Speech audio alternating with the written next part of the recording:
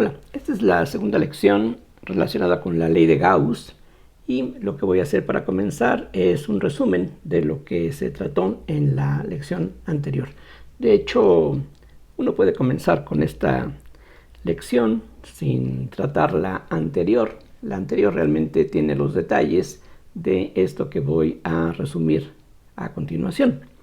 Entonces lo que vimos es que si uno se fija en el plano cartesiano, XY, y se considera un segmento de curva como este que aquí he dibujado, entonces ese segmento tiene ciertos extremos que son los puntos que aquí he indicado, y desde el origen, si trazamos líneas rectas que vayan a esos puntos, hay un cierto ángulo que podemos decir que es el ángulo subtendido por esa curva vista desde el origen.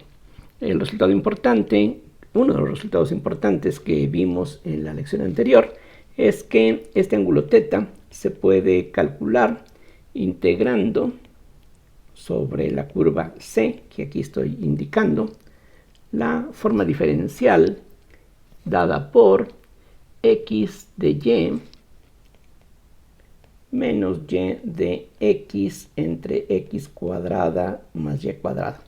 Esta es una integral de línea, insisto, y para calcular una integral de línea hay que recordar que regularmente lo que necesitamos es dar una parametrización de la curva y entonces la integral en cuestión se reduce a una integral elemental de una sola variable. Bien, ahora hay aquí algunas precisiones que es conveniente hacer. Primero, este ángulo θ, como de la figura se puede ver, solamente depende de los extremos de la curva. De hecho, podríamos olvidarnos totalmente de la curva y solamente quedarnos con estos dos puntos, y ya con eso hay una definición clara de lo que es el ángulo entre las líneas que parten del origen hacia esos puntos. Aquí lo que estamos haciendo es dar una expresión, si ustedes gustan, complicada para calcular ese ángulo. El punto importante es que el resultado de esta integral es exactamente el mismo si en lugar de la curva que aquí he dibujado, tomo otra curva que puede hacer lo que ustedes gusten, con la única condición de que comience y termine en los mismos puntos en donde comenzó y terminó la curva C. Siempre y cuando estemos recorriendo la curva en el mismo sentido, es decir, si partimos de aquí y vamos recorriendo la curva hasta llegar a este punto, es decir, este es el punto inicial, este es el punto final, igual que antes. Entonces, el resultado de la integral que aquí aparece sobre esta curva en color negro o sobre esta curva en color rojo es exactamente el mismo, siempre y cuando la curva que tenemos aquí no encierre el origen. Y esto tiene que ver justamente con parte de lo que se utilizó en la lección anterior. Demostramos que la integral de esta expresión calculada sobre una curva cerrada que no encierre el origen, esa integral da cero, tal como vimos utilizando el teorema de Green. Ahora, si tenemos una curva cerrada que sí encierre el origen, entonces en ese caso la integral, si la recorremos en el sentido contrario a las manecillas del reloj, nos va a dar como resultado 2pi. Aquí una cosa importante es que recordemos que el ángulo θ que se calcula mediante esta relación va a estar automáticamente dado en radianes. Entonces aquí estos son radianes. Bien, vimos, y por eso fue importante tratar esta fórmula, que como decía, parece una forma complicada de calcular o de definir algo que se puede calcular o definir de una forma más sencilla, como mencionaba antes. Pero la idea de hacer las cosas así es que esta expresión se puede extender, se puede generalizar a dimensiones superiores, y la generalización que aquí nos interesa es pasar del plano XY al espacio XYZ, es decir, vamos a pensar en R3 o en forma más o menos equivalente en el espacio euclidiano tridimensional. Entonces, aquí resumiendo lo que vimos en la lección anterior, ahora piensen en el espacio euclidiano tridimensional. Y lo que va a ocurrir es que si nos fijamos en un trozo de superficie, nada complicado como lo que aquí acabo de dibujar, entonces si le llamamos S a este elemento de superficie, entonces podemos, en forma similar a lo que se hizo en el caso anterior, trazar líneas que vayan del origen a los extremos, en este caso inicial a los extremos de la curva. Aquí trazaríamos líneas rectas radiales que parten del origen y van al borde de esta superficie. Entonces aquí el dibujo pues va a parecer algo más complicado y bueno, lo que hago es trazar solamente alguna de estas líneas. La idea es que ahora este conjunto de líneas van a encerrar junto con esta superficie una región tridimensional y lo que queríamos era definir de alguna forma el ángulo sólido que se construye de esta manera. Y el resultado pues que encontramos en la lección pasada es que este ángulo omega se puede calcular mediante, en este caso, no una integral de línea, sino una integral de superficie, y lo que necesitamos integrar se puede expresar de una manera compacta utilizando la notación vectorial, cosa que no hicimos aquí, pero también esto se puede expresar en forma compacta, una forma muy similar a lo que teníamos en el caso tridimensional. Aquí la expresión que necesitamos es r.dA entre la norma de r al cubo. En este caso, el resultado va a estar dado en estereoradianes.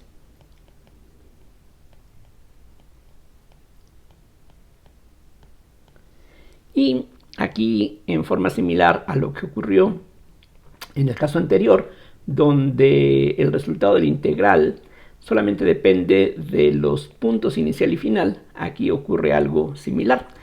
El resultado de esta integral, también usando lo que vimos en la lección anterior, se puede ver que es exactamente el mismo si en lugar de esta superficie tenemos otra superficie que puede tener otra forma muy distinta, una medida muy distinta.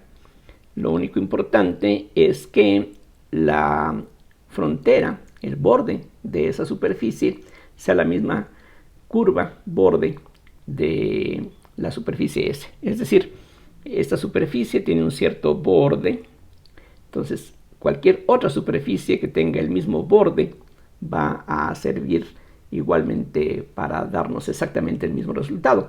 Entonces hago esta precisión porque si nos quedamos con la idea de que esta integral representa el ángulo subtendido por la curva, uno podría pensar, por ejemplo en este caso, que el ángulo subtendido es mayor que el ángulo θ, y algo similar aquí podríamos concluir que el ángulo subtendido desde el origen por esta superficie sería diferente, mayor en especial, que el ángulo subtendido por esta superficie. Pero el resultado es que el valor de esta integral, este ángulo sólido, solamente depende del borde de la superficie. Aquí vean esta superficie en la que me he fijado, es a propósito una superficie que no es cerrada, tiene un cierto borde.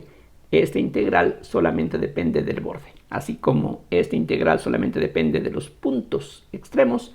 Esta otra integral solamente depende de la curva, que es el borde de la superficie. Entonces, en ese sentido, digamos, sería un tanto erróneo pensar que esta omega depende de S, más bien depende de la frontera de S, así como esta integral depende no de la curva C propiamente, sino de los extremos de la curva. Todo esto debe de resultarles un tanto familiar de cosas que se emplean en termodinámica, por ejemplo, cuando definimos las funciones de estado, o de otros resultados que se obtienen dentro del cálculo integral en varias variables.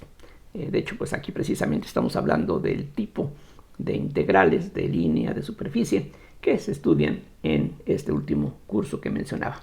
Bien, entonces ese es el resultado aquí importante, y como mencioné al final de la lección anterior, esta expresión que tiene que ver más bien con la geometría, nos resulta útil en conexión en particular con la ley de Coulomb o también con la ley de la gravitación universal de Newton, porque recordemos que la expresión algebraica para la ley de Coulomb es muy similar a la que tenemos en el caso de la gravitación newtoniana, con la diferencia de que en el caso de la fuerza electrostática podemos tener cargas positivas y negativas, mientras que en la gravitación newtoniana solamente consideramos masas positivas. Entonces, este resultado que tenemos aquí es relevante porque, como decía en la lección anterior, si ahora imaginamos una carga puntual, digamos Q, que está colocada en el origen, y aquí me fijo en el origen porque precisamente el origen en todo lo anterior ha tenido un papel fundamental. Entonces tenemos esta carga. Esta carga, como sabemos de electromagnetismo básico, produce un campo eléctrico a su alrededor. Ese campo eléctrico lo podemos representar mediante la idea de líneas de campo, y para una carga puntual como esta, esas líneas de campo deben de ser rectas radiales que salen de la carga si esta carga es positiva, o van hacia la carga si la carga es negativa. Entonces tenemos aquí una carga y ya sabemos que en cualquier punto del espacio el campo eléctrico que se produce, si tenemos ahí un cierto vector de posición R, el campo eléctrico en el punto R, recuerden, es 1 sobre 4 pi epsilon 0 por la carga Q por el vector R, en este caso, entre la norma de R al cubo, dado que la carga está localizada en el origen, justamente. Si la carga se encontrara en cualquier otro lugar del espacio, dado por un vector de posición R', entonces en ese caso aquí tendría que aparecer R menos R', y lo mismo en el denominador dentro de las barras que representan el módulo del vector. Entonces, como ya ustedes conocen de la teoría electromagnética básica, uno se fija en lo que se conoce como el flujo a través de superficies. Entonces aquí, si me fijo en una superficie S, que por ahora no necesita ser una superficie cerrada, sino que aquí piensen en un trozo de superficie, un elemento de superficie, algo sencillo como lo que aquí he dibujado. Entonces uno puede fijarse, decía, en la integral de E punto de A. Esta es una integral de superficie. La E es un campo eléctrico. Ese campo eléctrico en cada punto de la superficie nos da un cierto vector. Todos estos vectores están en la dirección radial. Aquí quizá mi dibujo no lo muestre con claridad.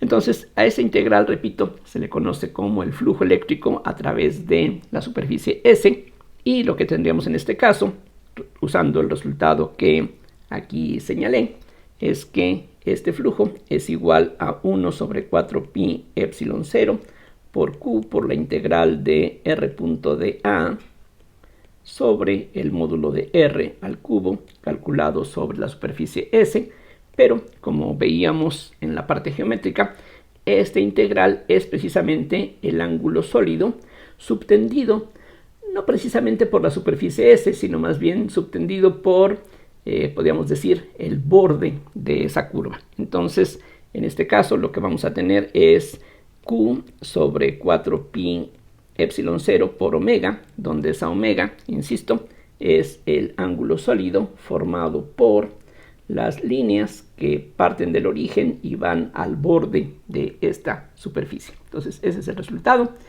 Y todo esto está bien, ese es el resultado correcto, siempre y cuando estemos hablando, como dije, de un trozo de superficie que no necesariamente se cierre. Si la superficie se cierra, es decir, si lo que tenemos es una cosa como esta, nuevamente regreso aquí a la carga Q, y ahora piensen en una superficie cerrada, algo como esto. Entonces, en ese caso, la superficie que teníamos originalmente no tiene ningún borde, y entonces el ángulo sólido vale 0. Es decir, en este caso, para una superficie cerrada como esta, si la única carga que estamos considerando es esta carga que se encuentra en el origen, las líneas de campo, recuerden, aquí uno simplemente piensa que por un lado están entrando y por otro lado están saliendo, tantas líneas entran como salen, Estrictamente hablando, ese número de líneas de campo es un número infinito, pero esta idea de las líneas que salen y entran es un tanto útil, pero lo más riguroso es precisamente utilizar esta expresión. Entonces, en este caso, podemos imaginar que tenemos una especie de bolsa que va cerrando poco a poco hasta terminar en un solo punto. Entonces ya vamos a terminar con una superficie cerrada, y en este caso, para una superficie así, la integral, aquí mejor lo pongo en color negro, entonces aquí, si la S es cerrada, la integral de E punto de A sobre esa superficie es 0 si la carga no está contenida en esa superficie. En cambio, si lo que tenemos es que la carga está encerrada en la superficie S, las cosas cambian, porque en ese caso, aunque podríamos pensar que el ángulo sólido pues aparentemente sería algo similar a lo que tenemos aquí, bueno, el hecho es algo distinto. Recuerden que habíamos definido el ángulo sólido a partir de una esfera de radio 1 que nos servía para justamente definir este concepto. Entonces, si estamos hablando de una superficie cerrada, podemos calcular el ángulo sólido que esa superficie subtiende vista desde el origen en términos del ángulo sólido que tendríamos para el caso de una esfera de radio 1. Y en ese caso, por la definición que dimos en la lección anterior, resulta que el ángulo sólido correspondiente es justamente 4pi estereoradianes. De la misma manera que en el caso de una curva cerrada, el ángulo que tendríamos si el punto inicial y el punto final coinciden, entonces en ese caso podríamos decir que el ángulo vale 0. Sí, pero el resultado de esta integral no es 0, sino que es 2pi si la recorremos la curva en el sentido contrario a las manecillas del reloj. Y mientras más vueltas demos, vamos a tener un múltiplo mayor de 2pi. 2pi multiplicado por 1, por 2, por 3, si estamos girando en el sentido contrario a las manecillas del reloj, o si trazamos estas curvas cerradas en dirección contraria, vamos a obtener menos 2pi, menos 4pi, menos 6pi, etc. Entonces, en forma similar, aquí en este caso, lo que va a ocurrir es que si estamos pensando en una superficie cerrada, como la que aquí ya estábamos considerando, entonces en ese caso el ángulo sólido resulta ser no 0, como aquí, sino 4pi. Aquí pues no estamos pensando en la posibilidad de que haya una envoltura doble del origen. Aquí estamos pensando en una superficie que pues solamente encierra o no encierra al origen una sola vez.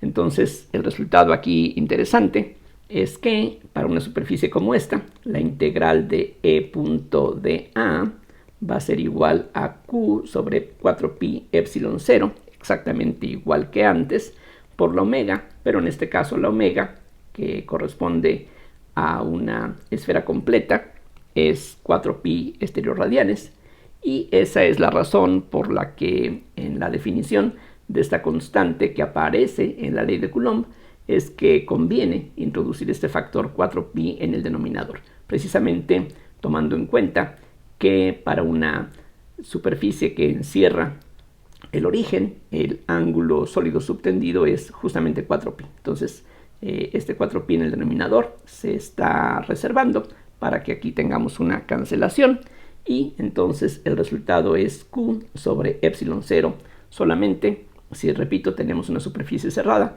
y la carga Q está completamente encerrada por la superficie. Aquí, cuando me refiero a completamente encerrada, lo que quiero decir es que esta carga no queremos que esté en la frontera. Aquí, solamente para que las cosas estén claramente definidas, nos interesan dos casos: que la carga esté afuera o que la carga esté totalmente adentro.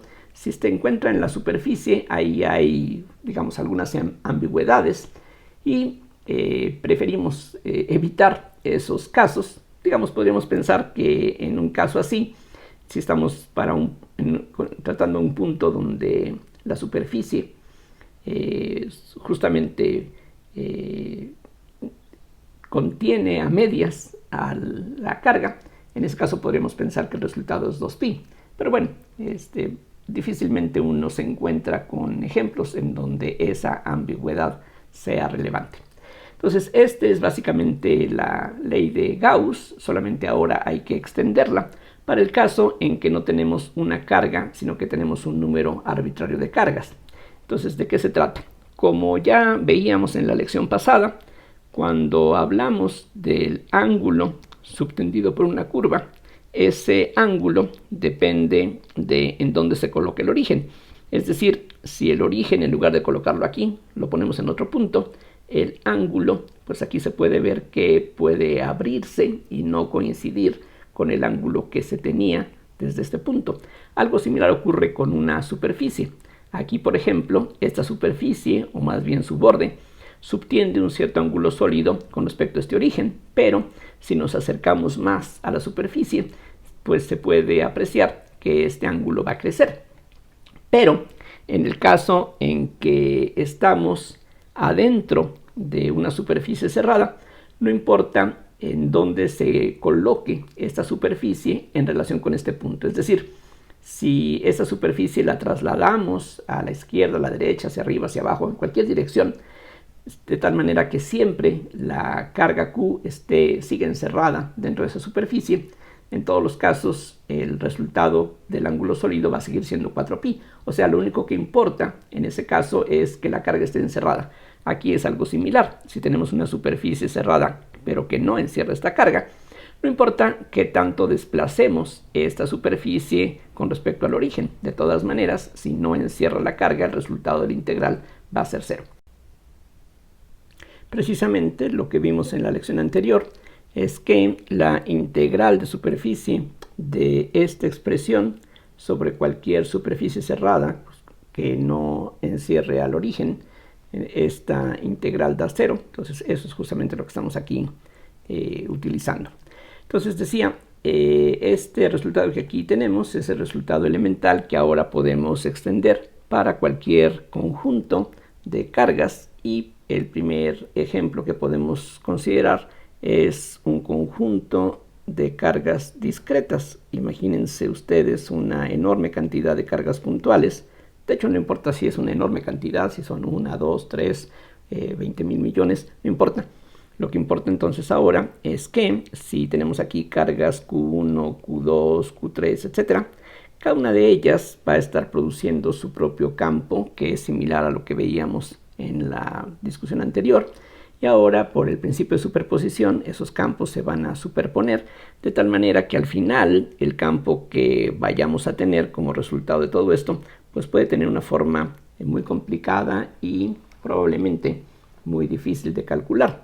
Pero si ahora consideramos una superficie cerrada, no importa la forma que tenga, aquí de nuevo, como señalaba en la lección anterior, podemos considerar también superficies que no sean suaves. En superficies que no sean suaves, donde haya esquinas o bordes, ahí pues la dirección normal no va a estar definida. Pero finalmente eso no va a ser importante, porque en las aristas o en las esquinas lo que tenemos es un conjunto de puntos que tiene lo que se llama medida 0, es decir, el área correspondiente a esas regiones vale 0, así es de que no van a influir en el cálculo que nos interesa. Entonces decía, si tenemos este conjunto de cargas, entonces simplemente por superposición, la integral sobre esta superficie de E punto de A, pues sería la integral sobre S de la suma de los campos que cada una de estas cargas produciría separadamente. Entonces aquí tendríamos una suma de 1 hasta n, de esta manera. Ese es el principio de superposición, básicamente. Y si aquí intercambiamos la suma con la integral, entonces tendríamos esto que aquí aparece ahora. Y para cada una de estas integrales se aplica el resultado que obtuvimos previamente. O sea que tendríamos la suma de 1 hasta n de la carga QI que está produciendo este campo E sub I entre epsilon 0, y eso entonces es igual a la carga encerrada sobre epsilon 0. Y aquí pues hay que recordar que cuando hablamos de la carga encerrada es la carga neta, en donde estamos sumando, digamos, las cargas positivas y restando las cargas negativas como ya es bien conocido. Y esto precisamente es lo que se conoce como la ley de Gauss, que aquí es importante recalcar que se trata de un resultado general, es decir, esta ley es consecuencia de la ley de Coulomb, y de hecho podemos probar que es equivalente a la ley de Coulomb. Si uno postula la ley de Gauss, uno puede recuperar la ley de Coulomb si uno combina esta ley, la ley de Gauss, con algunas ideas de simetría. Vamos a verlo para que ustedes se puedan convencer. Es decir, imagínense ustedes que tenemos una carga puntual Q y que pues de alguna forma tenemos la idea de campo eléctrico que esta carga va a producir, y vamos a suponer que no sabemos cómo varía con la distancia a la carga la intensidad de este campo eléctrico. Lo que sí podemos adivinar, como dije, por simetría, es que las líneas de campo eléctrico que esta carga va a producir tienen que ser rectas radiales. Cualquier otra forma no estaría de acuerdo con la simetría que tiene el problema. Noten que si estamos pensando que esta es la única carga que existe en el espacio, entonces una rotación, si agarramos esta carga, este puntito, y le damos vueltas, pues todo se sigue viendo exactamente igual. Así es de que las líneas de campo que produce van a tener que seguirse viendo exactamente igual, y en este caso la única posibilidad que es compatible con esa simetría son líneas rectas radiales. Entonces, si ahora queremos calcular, digamos, en este punto la intensidad del campo eléctrico, entonces lo que podemos hacer, y esto es un ejemplo de lo que normalmente hacemos cuando aplicamos la ley de Gauss, lo que hacemos es fijarnos en una superficie cerrada conveniente, y aquí la única superficie cerrada que resulta conveniente es una esfera que pase por el punto P y que esté centrada en la carga Q. Entonces, si le llamamos R al radio de esta esfera, entonces lo que va a ocurrir es que la integral de E punto de A, calculada sobre esta superficie esférica, pues tiene que ser lo mismo que la integral de E por dA, pensando en que, como decía, el campo eléctrico en este caso tendría que ser colineal con el vector dA, que es un vector normal hacia afuera de la superficie. Y entonces el producto punto se reduce al producto de magnitudes, pero esta integral es una integral sobre la superficie S, y en todos los puntos de la superficie S, por simetría nuevamente, la magnitud del campo eléctrico aquí, aquí, aquí, aquí, aquí tiene que ser la misma. Entonces la E se puede sacar de la integral.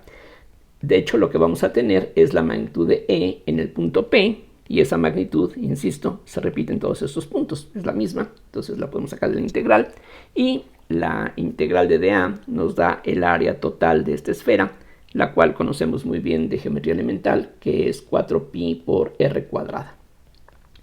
Como decía, si postulamos la validez de la ley de Gauss, esta integral de E punto dA tendría que ser igual a la carga encerrada, que se llama Q, sobre epsilon 0, y de ahí se deduce que la magnitud del campo eléctrico en el punto P va a ser igual a 1 sobre 4pi epsilon 0 por Q sobre r cuadrada, y eso es básicamente la ley de Coulomb.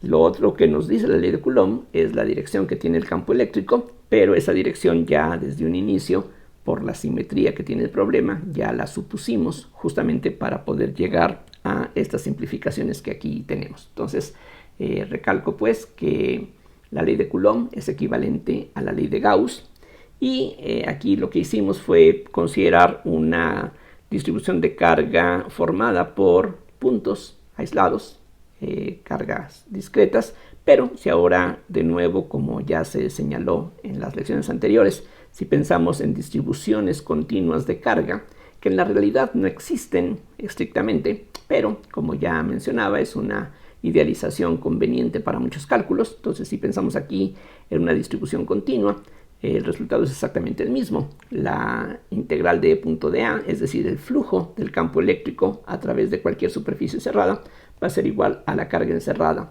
sobre epsilon 0. Vamos a ver un ejemplo de la aplicación de este resultado para comparar con lo que ya habíamos visto previamente. vamos a ver dos ejemplos que ya tratamos en las lecciones anteriores, simplemente para comparar, aunque esto pues no debe de ser algo nuevo para ustedes, pero pues que esto nos sirva de repaso. Entonces comienzo con el caso que tratamos previamente de una línea de carga infinita. Entonces tenemos aquí un hilo recto infinito con una densidad de carga constante, uniforme, lambda. Como decía, aquí estamos suponiendo que cada centímetro de este alambre tiene exactamente la misma carga. Si nos fijamos en un centímetro aquí o aquí o en cualquier lugar, es exactamente la misma carga por unidad de longitud. Y lo que nos interesa es calcular el campo a una cierta distancia del hilo en un punto P que puede encontrarse en cualquier dirección del espacio. Entonces lo que quiero determinar es la magnitud del campo. La dirección, otra vez, si estoy pensando en un hilo infinito, ya la puedo adivinar desde un inicio. Las líneas de campo tienen que ser rectas que emanen perpendicularmente de esta línea, si lambda es positiva, o que vayan apuntando hacia esta línea si la lambda es negativa. Entonces lo que vamos a tener es en todas direcciones vamos a hallar estas líneas de campo perpendiculares, repito, a la línea de carga misma. Entonces aquí la única figura geométrica que sirve para calcular la intensidad del campo en el punto P con la ayuda de la ley de Gauss es un cilindro. Aquí lo que necesitamos hacer es fijarnos en un cilindro que tenga como eje, aquí quizá el dibujo no lo refleje, pero bueno, la idea es que el radio de este cilindro sea precisamente la distancia de la línea al punto P. Lo que quiero es que esa superficie contenga al punto P y que haya simetría axial, es decir, si yo giro la figura alrededor de este eje, lo que quiero es que la figura se vea exactamente igual. Bueno, aquí no ocurre, aquí el dibujo ciertamente no está adecuado a esa idea, pero espero que sean benevolentes con lo que acabo de dibujar. Entonces, lo que hacemos es suponer que esto tiene una cierta altura, voy a llamarla h, y entonces lo que tenemos es que la integral sobre la superficie cerrada formada por estas tapas, aquí una tapa superior, abre una tapa inferior, y una superficie curva que rodea a este hilo. Entonces esas tres superficies formadas por dos discos circulares y esa superficie curva, todo eso constituye una superficie cerrada, y lo que tiene que ocurrir es que la integral de E punto de A, recordemos, tiene que ser igual a la carga encerrada sobre epsilon 0. La carga encerrada sería simplemente el producto de lambda por h, porque lambda es la carga que hay por unidad de longitud, y como aquí la longitud que está encerrada es h, este producto nos daría justamente la carga que estaría encerrada por esa superficie.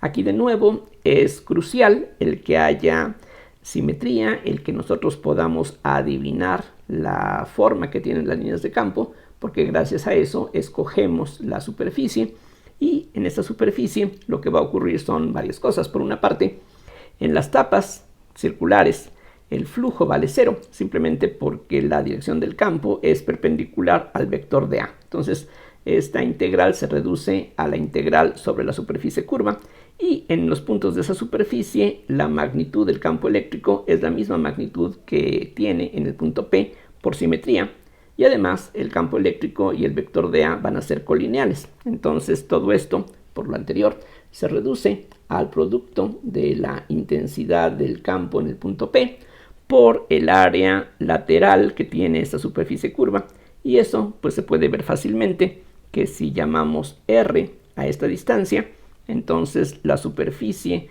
del rectángulo que se obtiene al cortar y extender este cilindro pues sería la altura, que es h, por la base, que sería 2πr. Entonces aquí lo que vamos a tener es 2πrh como el área por donde fluye el campo eléctrico. Esto que está aquí es el resultado de esta integral, y de ahí entonces podemos determinar la magnitud del campo eléctrico, que de acuerdo con esto sería, después de cancelar la h, lambda sobre 2pi epsilon 0 r, y ustedes pueden comparar con lo que vimos en las lecciones anteriores y pueden darse cuenta de que es exactamente lo mismo que ya habíamos obtenido por integración directa. Otros de los ejemplos típicos que uno considera como aplicación de la ley de Gauss es el caso que ya habíamos considerado previamente de un cascarón esférico con una distribución de carga superficial uniforme. Entonces aquí tenemos un cascarón hueco que tiene un cierto radio que voy a llamar A minúscula, y lo que vamos a suponer es que aquí hay una cierta densidad de carga superficial que es la misma en todos los puntos de la superficie. Entonces, de nuevo, uno se fija en una distribución de carga así de sencilla porque gracias a esa simplicidad geométrica uno puede adivinar la forma que deben de tener las líneas de campo. Entonces aquí lo que tiene que ocurrir es que las líneas de campo, por ejemplo, en el interior de la esfera hueca, si existiera un campo eléctrico, ese campo eléctrico debiera de ser radial. No hay otra posibilidad que sea compatible con la simetría que tiene el problema. Noten que si nosotros giramos esta figura alrededor del centro, todo se tiene que ver exactamente igual porque la densidad de carga es uniforme, entonces no notaríamos ninguna diferencia. Así es de que si hubiera algún campo dentro de esta región hueca, ese campo tendría que ser algo radial. Si me fijo en un punto P que se encuentre en el interior de este hueco, entonces la superficie, la única que me sirve para determinar la magnitud del campo eléctrico en ese punto, es una esfera que sea concéntrica con la esfera cargada real que aquí tenemos. Esta superficie que estoy aquí trazando con la línea punteada es una superficie imaginaria. Aquí no lo recalqué, pero regreso al ejemplo anterior. Este cilindro es simplemente una superficie imaginaria que nos sirve para realizar este cálculo. Y aquí también esta línea punteada representa una esfera de un cierto radio, voy a llamarle R, que sería en este caso menor que A. Y lo que quiero es determinar cuánto vale el campo en el punto P, recuerden.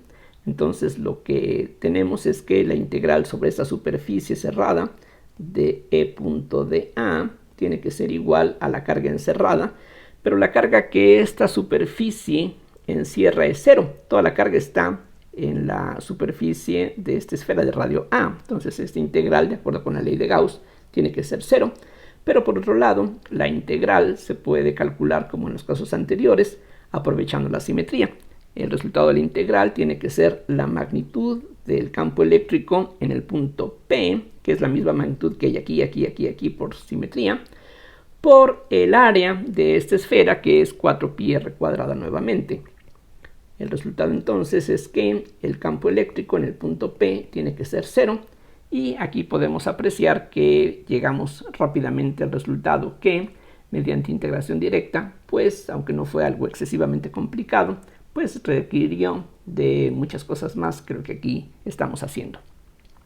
Si ahora nos fijamos no en un punto en el interior de este cascarón, sino en un punto en el exterior, aquí de nuevo imagínense que este es un cascarón esférico, no lo parece, pero imagínenselo. Entonces tenemos aquí el radio A, una densidad de carga superficial sigma, y ahora tengo un punto P que se encuentra en el exterior de esta superficie. Noten que evito la posibilidad de que este punto se encuentre en la frontera entre el interior y el exterior. Las cosas son sencillas de un lado o del otro. Entonces aquí de nuevo, por la simetría, las líneas de campo tienen que ser rectas radiales, aunque de hecho ya vimos que dentro de la esfera no existe campo eléctrico, entonces estas líneas aquí no existen. Ahí no hay campo eléctrico dentro de la esfera. Las líneas de campo estarían surgiendo de la carga que se encuentra depositada en la superficie, y si esta sigma es positiva, estas líneas van a estar apuntando hacia afuera. Y de nuevo, si quiero calcular el campo eléctrico en el punto P, la única superficie que me va a servir para utilizar la ley de Gauss en este cálculo es de nuevo una esfera que sea concéntrica con el cascarón, que sí se supone que es algo real, material, que es donde reside esta carga que estamos aquí suponiendo.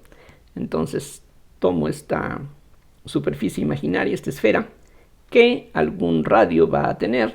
A ese radio vamos a llamarle R minúscula nuevamente. Entonces, si esto es R, otra vez de la ley de Gauss, lo que tenemos es que la integral sobre esta superficie cerrada, aquí es importantísimo, recuerden que la superficie sea cerrada, entonces tendríamos que la integral de punto de A es igual a la carga encerrada, que es la carga total de la esfera, digamos Q mayúscula, que equivale a 4pi a cuadrada por sigma, entre epsilon 0. Y el resultado de la integral, por otro lado, es lo mismo que la magnitud del campo eléctrico en el punto P, y esa magnitud que el campo eléctrico tiene en este punto es la misma que tiene aquí, aquí, aquí, aquí, en todos los puntos de la superficie. Por lo tanto, como estamos integrando sobre la superficie, esa magnitud es la misma, entonces puede salir de la integral.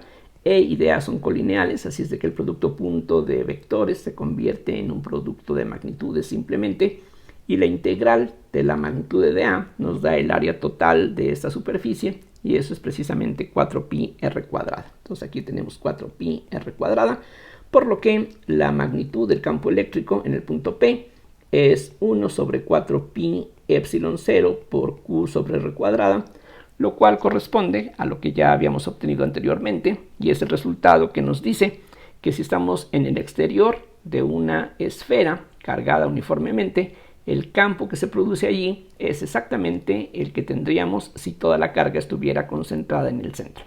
Como decía al principio de esta lección, lo que aquí estamos aplicando para el caso eléctrico es básicamente válido también para el caso gravitacional si uno adopta la ley de Newton de la gravitación universal para calcular el campo gravitacional. Entonces, si en lugar de estar hablando aquí de cargas, estamos hablando de un cascarón de masa con una densidad uniforme, pues exactamente el mismo resultado sería válido. El campo gravitacional, en ese otro caso, sería equivalente a que toda la masa estuviera concentrada en el centro. Aquí pues es una fortuna, podríamos decir, que tengamos diferentes temas de la física, por una parte la gravitación newtoniana, por otro lado el electromagnetismo básico, que tienen ecuaciones muy similares, expresiones para las fuerzas que son análogas. Entonces eso es bueno porque los resultados o las técnicas que se emplean en un caso se pueden aplicar para el otro. De hecho, históricamente eso fue lo que ocurrió. Cuando la teoría electromagnética comenzó a desarrollarse ya en una forma más completa a partir de los principios del siglo XIX, ya había una gran cantidad de experiencia en el tratamiento matemático de la teoría newtoniana de la gravitación, así es de que muchos de los resultados que pues matemáticos como Laplace, como Legendre y otros más habían desarrollado pensando en problemas asociados con la gravitación, pues de inmediato se pudieron aplicar también para estudiar el caso del campo electrostático. Bien, entonces eso es lo que tenemos en estos ejemplos, y para terminar esta lección de una vez, vamos a ver de qué otra forma se puede expresar la ley de Gauss. Entonces, lo que ya hemos establecido es que si tenemos cualquier distribución de carga, entonces, como decía, imagínense ustedes el espacio tridimensional donde hay carga que puede estar concentrada en cargas puntuales o una distribución continua de carga, no importa. Lo que ya hemos encontrado es que va a existir en el espacio un cierto campo eléctrico que vamos a representar por líneas de campo, y para cualquier superficie cerrada la integral de E punto de A es igual a la carga encerrada, Q encerrada en la superficie, sobre epsilon 0. Pero si esta integral se realiza sobre esta superficie que aquí he dibujado, entonces la carga encerrada allí se puede expresar también de esta otra manera, como la integral de ρ diferencial de volumen. Es decir, si estamos pensando que aquí en el interior hay carga eléctrica, y el caso más general sería pensar que esa carga está distribuida en esta región tridimensional con una cierta densidad volumétrica. Entonces, esta carga, repito, se puede calcular de esta manera, siempre y cuando la integral se calcule precisamente sobre la región tridimensional encerrada por la superficie S. Ahora, como ya usamos en la lección anterior, una integral como la que aparece aquí del lado izquierdo se puede escribir también como una integral de volumen de la divergencia del campo eléctrico, que en este caso sería el campo vectorial cuyo flujo estamos calculando por la diferencial de B. La igualdad entre esta integral de superficie y esta integral de volumen precisamente es el contenido del teorema de Gauss o teorema de la divergencia, que bueno, se llama precisamente así por la presencia de esta divergencia que aquí tenemos. Entonces, lo que esto nos permite hacer es igualar dos integrales que están calculadas sobre la misma región. Entonces, lo que esto va a implicar, debido a que el volumen B es arbitrario, esto nos lleva a que la divergencia de E sea igual a ρ sobre epsilon 0. Es decir, la única manera, si es que estamos pensando en funciones bien comportadas, en funciones continuas en particular, la única manera en que esta integral y esta integral sean iguales para cualquier volumen es que los integrandos sean iguales. Entonces resulta esta expresión que también se conoce como la ley de Gauss, solamente que aquí la distinguimos de la expresión anterior diciendo que esta es la ley de Gauss en forma diferencial. Entonces, ley de Gauss en forma diferencial.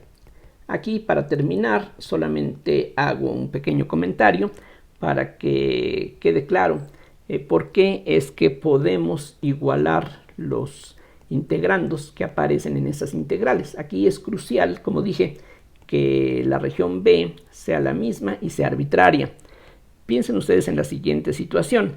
Aquí me separo por un momento del espacio tridimensional y vamos a pensar en lo que ocurre en el caso de funciones de reales en reales. Supónganse que tenemos una función, digamos que aquí está x y esta es la gráfica de una función f de x, y tenemos otra función posiblemente diferente, g de x, pero aunque esas dos funciones estamos aquí pensando que son diferentes, bien puede ocurrir que la integral sobre un intervalo AB de una función o de la otra sea exactamente lo mismo. Es decir, aquí voy a suponer que la integral de a b de f de x puede ser igual a la integral de a a b de g de x, que lo único que significaría es que el área bajo una gráfica es igual al área bajo la otra gráfica entre estas líneas rectas verticales. Entonces aquí podemos ver que pues sí puede ocurrir que dos áreas como estas sean iguales a pesar de que las funciones no sean iguales. Entonces, que las integrales coincidan para un cierto intervalo no necesariamente significa que las dos funciones sean iguales. Pero si nosotros sabemos que estas integrales son iguales sin importar dónde coloquemos a y b, es decir, si el intervalo es más ancho, más delgado, más a la derecha, más hacia la izquierda, si esto siempre va a ocurrir, entonces sí, la conclusión es que para que eso ocurra sobre cualquier región de integración es necesario que f y g sean iguales si son funciones continuas. Entonces eso es justamente lo que está detrás de lo que aquí hemos utilizado. La única manera en que estas integrales sean iguales es que para que esto sea válido para cualquier región es que los integrandos sean iguales, y eso entonces nos lleva a esta expresión.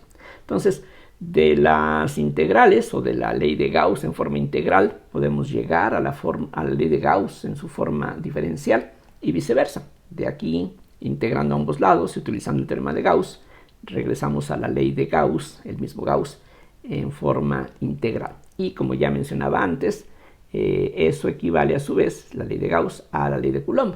Así es de que podríamos decir finalmente que esta expresión que está aquí es otra manera de expresar la ley de Coulomb, aunque a primera vista pues puede no parecer muy similar a lo que habíamos visto con anterioridad. Finalmente, recordemos que para el campo electrostático ocurre que este campo es un campo potencial, como a veces se les llama en los cursos de cálculo integral o diferencial en varias variables. Es decir, lo que ya sabemos es que el campo electrostático se puede escribir como menos el gradiente de una función, que es el potencial electrostático. Entonces, puesto que esto es cierto, entonces si uno sustituye esta expresión para el campo eléctrico en la ley de Gauss, lo que uno obtiene es que el laplaciano de phi, recuerden ustedes que la divergencia del gradiente se llama el laplaciano, entonces aquí lo que uno obtiene es que el laplaciano de phi es igual a menos rho sobre epsilon 0, y esto otra vez es equivalente a la ley de Gauss, tomando en cuenta esta relación, ya sea en forma diferencial, en forma integral, y a la ley de Coulomb. Así es de que, de nuevo, tendríamos aquí una forma distinta de expresar lo mismo que hemos estado tratando en las lecciones anteriores. Esta ecuación también tiene un nombre propio, debido a la importancia que esta ecuación tiene, y ya más adelante vamos a estar viendo cómo es que esta ecuación se puede resolver directamente, lo cual entonces nos lleva a otra clase de problemas muy diferentes a lo que hemos venido tratando hasta ahorita y a lo que se trata normalmente en los textos elementales de electromagnetismo. Aquí esto que aparece en esta ecuación es una ecuación diferencial parcial en 3 variables para esta función phi. Esta ecuación, como decía, muy importante, tiene un nombre propio que es ecuación de Poisson. Entonces esta es la ecuación de Poisson, así se escribe. Y en el caso particular en el que la densidad de carga vale 0, en alguna región por lo menos, entonces el laplaciano de phi vale 0, y eso es lo que se llama la ecuación de Laplace. Aquí conviene irnos familiarizando con esta terminología, porque más adelante vamos a ir empleando todos estos resultados para estudiar el campo electrostático. Entonces esta ecuación, que se puede ver como un caso particular de la ecuación de Poisson, se conoce como la ecuación de Laplace. Y como decía, esta ecuación que aquí aparece en la electrostática también aparece en la gravitación newtoniana, y los métodos que se establecen para un caso son aplicables en el otro caso de forma totalmente similar. Bien, ahora sí, con esto termino esta lección, y lo que estaremos viendo en las siguientes son algunos ejemplos de la solución de estas ecuaciones para que ustedes vayan apreciando cómo se pueden emplear diferentes métodos para calcular campos o potenciales que, de acuerdo con esta relación, pues son equivalentes en ese sentido. Hasta la próxima. Gracias por su atención.